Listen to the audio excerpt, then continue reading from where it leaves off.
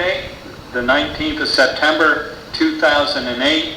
It is about 1 o'clock in the afternoon, and I'm interviewing via telephone Jessie Palmieri, a World War II veteran. Mrs. Palmieri, for the record, would you please state your full name and your date and place of birth? My full name was Jessie E. Golden, Golden. I'm sorry. Oh, that's all right. I was born in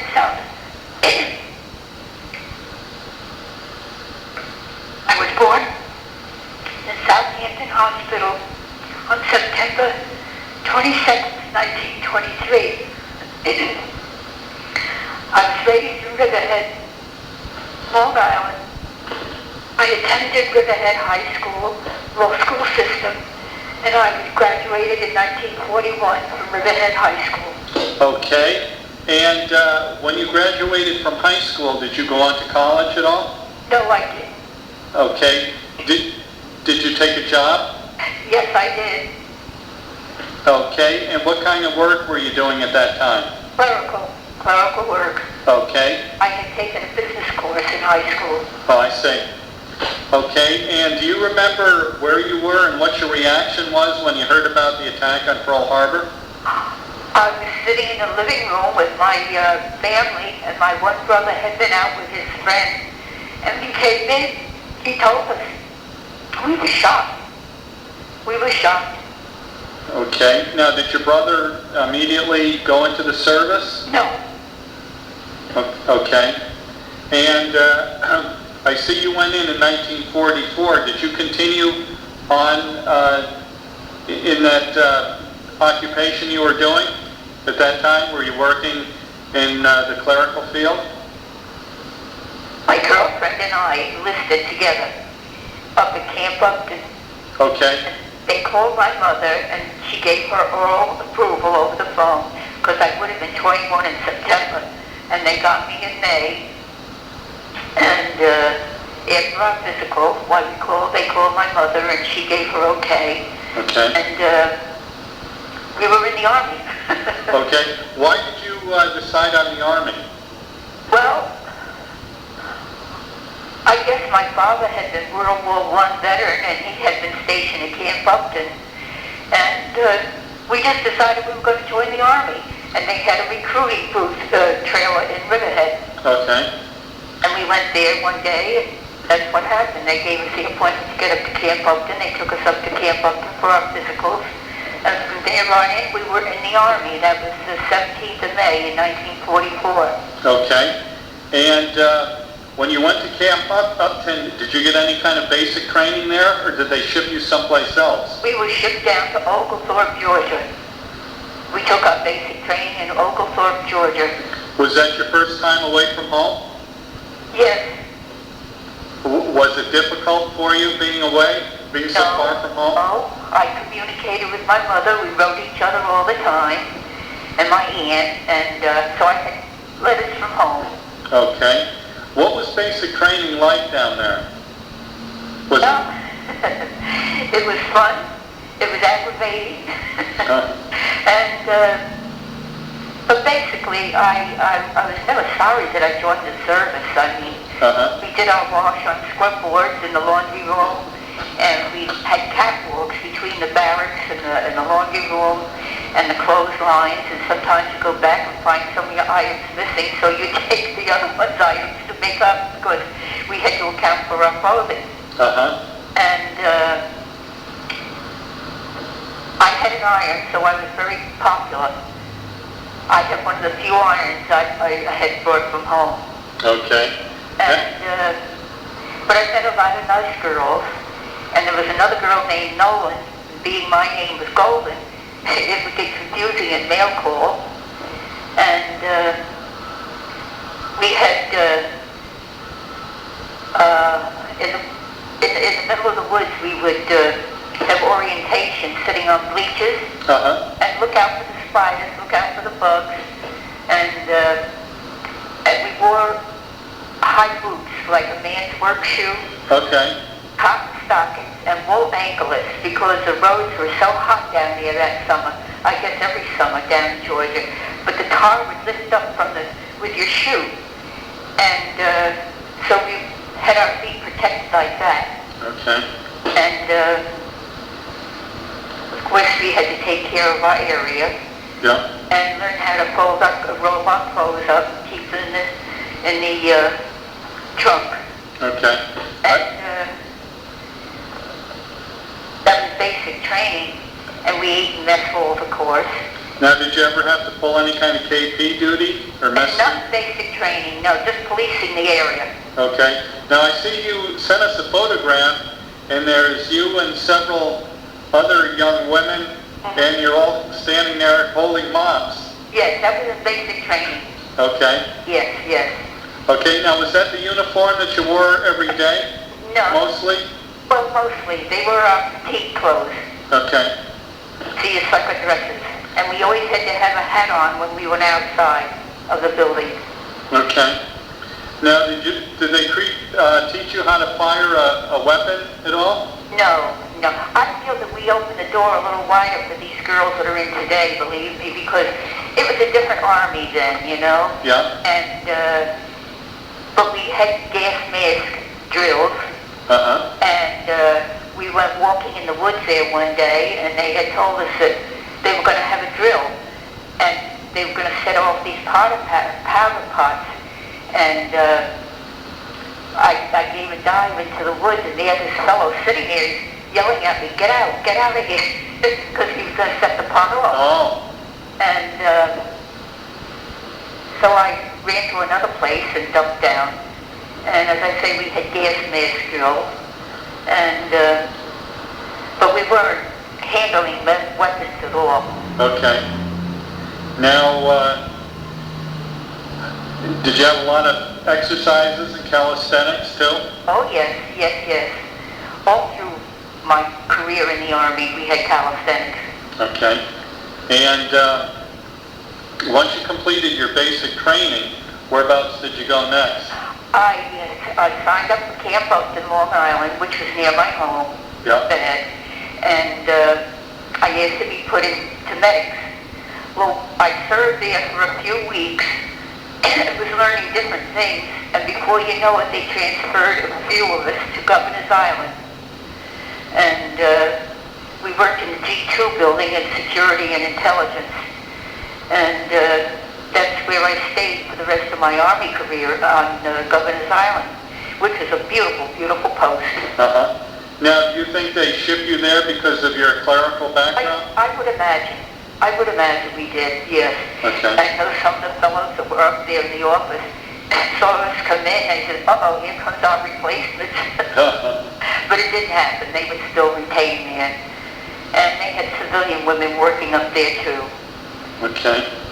And another interesting thing, we were up on the top floor there in G2 building, and when the Queen Mary and Queen Elizabeth were coming, you could hear the sound under the water, and it carried. And we looked out of these big round windows that we had, and we knew that soon the boats would be passing by. Oh. And sure enough, they did. But it's funny the way the water carried the sound. Huh.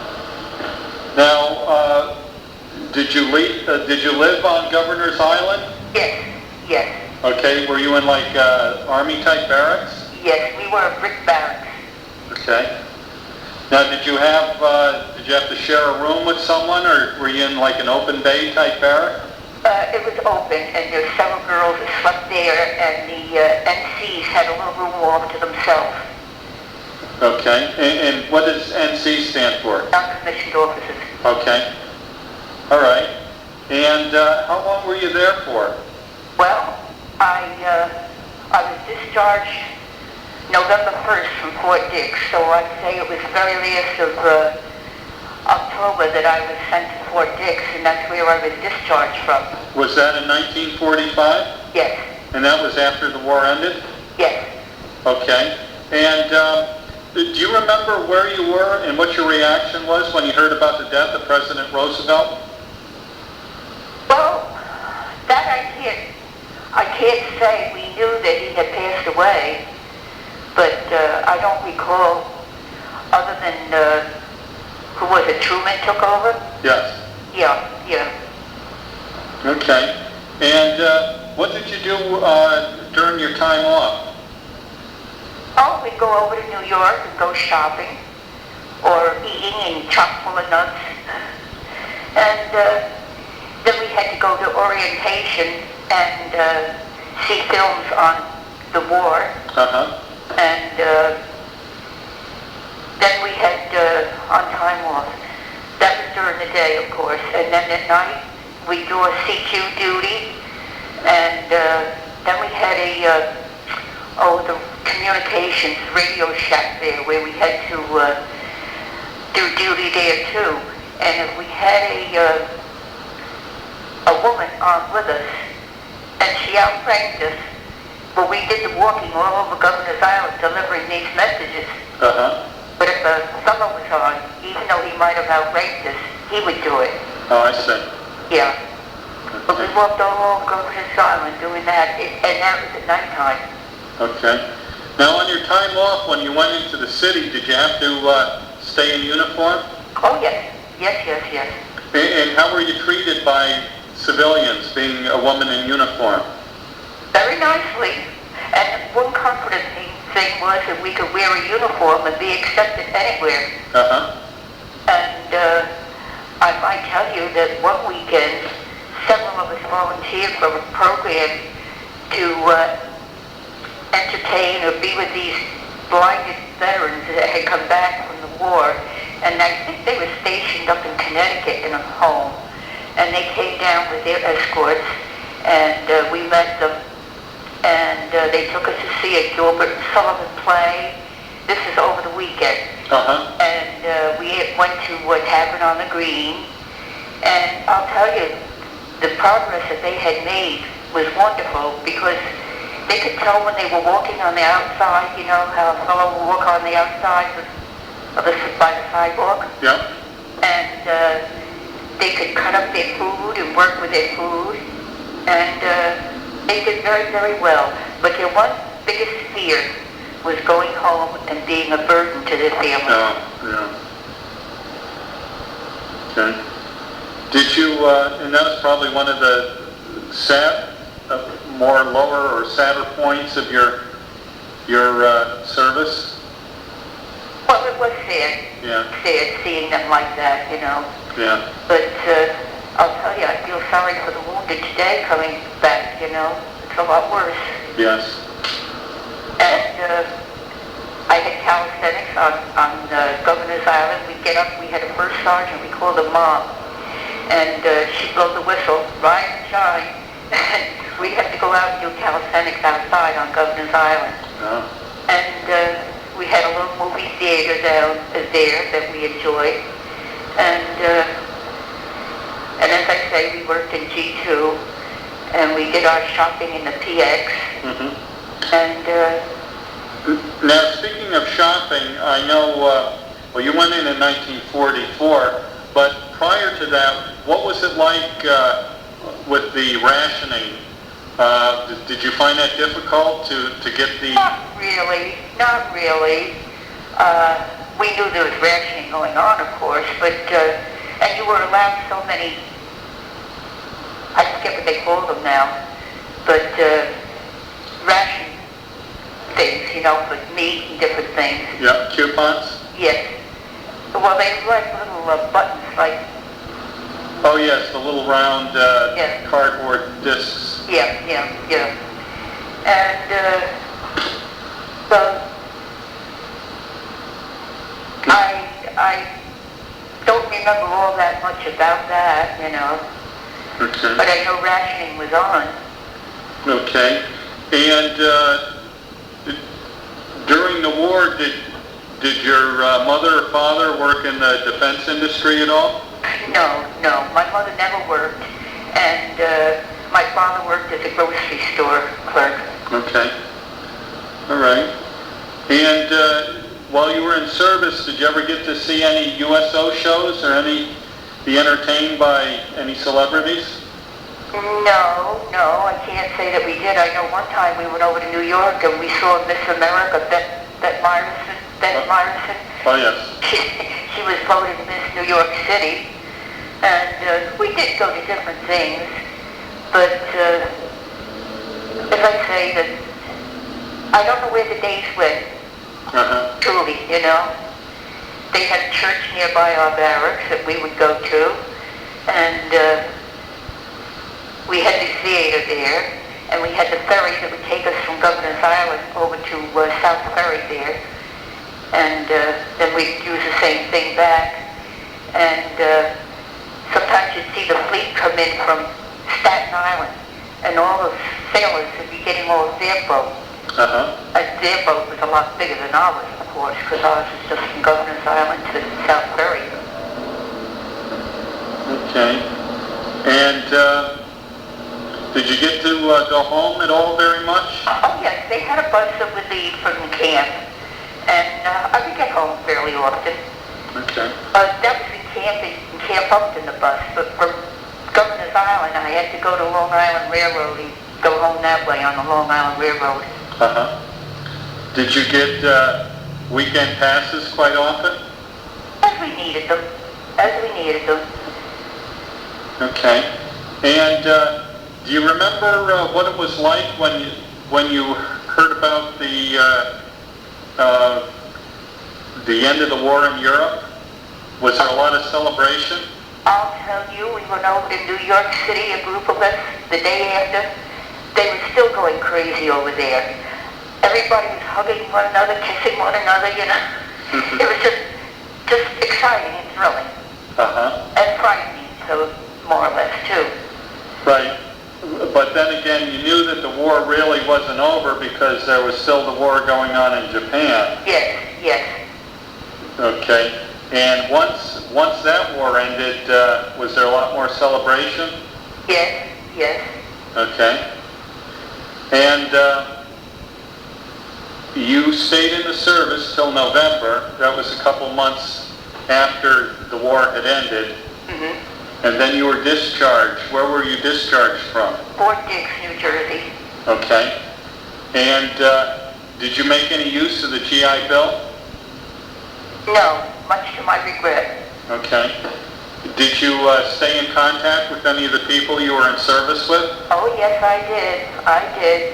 I was friendly with a girl from Riverhead. Well, she was from West Hampton, but she worked for my boss's brother, who was a lawyer, and we corresponded, and lo and behold, she decided she was going to join the Army.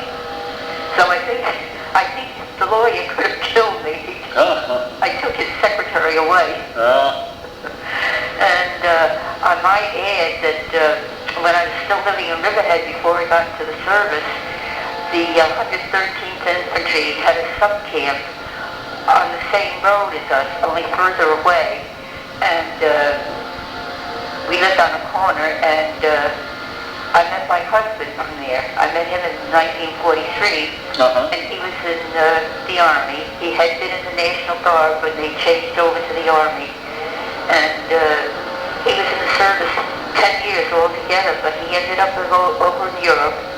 And as I told you on the phone earlier, our last conversation, he served in the Battle of the Bulge. He went into Normandy on day 6, I think he said. And but he had a lot of experiences over there in Europe too. I just thought I would mention that he was a veteran also. As a matter of fact, he's interred down in Washington. Oh, at the National Cemetery? Yes, and that's where I'm going to go when my time comes. Okay. All right. And have you joined any veterans organizations at all? No, but I support the Women's Memorial Service, you know, women in the military service. I support that organization. And I've been down there to see it. Okay. All right. Are there any other stories you'd like to add? My one brother did not go in service. However, the other brother, my younger brother, who I still have out on Long Island, was in the Navy, and he served during the Korean conflict. Okay. And let's see, I'm just looking here. Anything else you would like to mention? Well, I'll be 85 the end of the month. Oh, God bless you. Thank you. Did you get to do any flying at all No, in the no. service? As I say, I feel that we open the doors for the current people that are in the service, and we've helped them, you know, by opening the doors. Yes. Yes. They do a lot of different things, believe me. I see that you mentioned something about short sheeting. Yeah, we had that. And I had an upper bunk too. And when I come in at night, why my monkey would say she never heard me come in. I was so quiet, you know. And we hung our clothes up, and as I said, we had to keep our clothes rolled in the trunks. We had barracks bags also, and we had to hang our clothes in certain order on these poles. You know, they had a shelf above. Yep. That was on Governor's Island. And of course we had the showers, and had to walk around the barracks building for our mess hall because we ate with the fellows that came from the other barracks, and this was one mess hall there. And we had a bacon cook school there on Governor's Island, and they turned out good meals. And so many things. I can't remember them all, you know, but as I said earlier, I never ever regretted the experience. Okay. All right. Oh, and we had a general on the island, and even though his car empty and he wasn't in it, we'd have to salute the car. Oh, really? Yeah. Yeah. General Terry, I believe his name was. Okay. All right. Well, thank you so much for your interview. Well, you're welcome. I hope I've added to somebody's day. Oh, definitely. I'm going to stop the tape for a minute.